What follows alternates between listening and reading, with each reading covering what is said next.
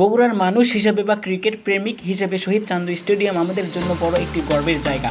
এটি কেবল একটি খেলার মাঠ নয়, বরং বগুড়া ক্রীড়া ঐতিহ্যের এক বড় অংশ এই স্টেডিয়াম। এটি বগুড়া শহরের পশ্চিমে মালতীনগর এলাকায় অবস্থিত।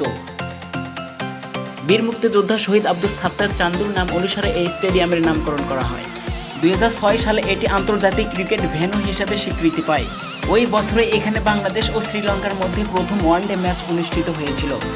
সেই বছরেই বাংলাদেশ শ্রীলঙ্কাকে হারিয়ে জয় লাভ করেছিল। Hi, I'm Sharian Hafiz, 20 years of age, left and back.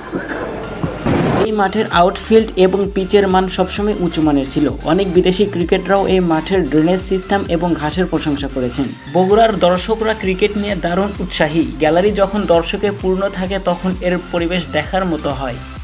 স্টেডিয়ামটিতে প্রায় 15 থেকে 20 হাজার দর্শক বসার ক্ষমতা রয়েছে। এখানে একটি আধুনিক ইনডোর প্র্যাকটিস সেন্টার রয়েছে। দীর্ঘদিন ধরে এখানে আন্তর্জাতিক ম্যাচ না হলেও স্থানীয় লিগ, প্রিমিয়ার ডিভিশন এবং ঘরোয়া টুর্নামেন্ট যেমন বিসিএল, এনসিএল নিয়মিত অনুষ্ঠিত হয়। একটি আক্ষেপের কথা, 2006 সালের পর এখানে আর কোনো বড় আন্তর্জাতিক ম্যাচ অনুষ্ঠিত হয়নি।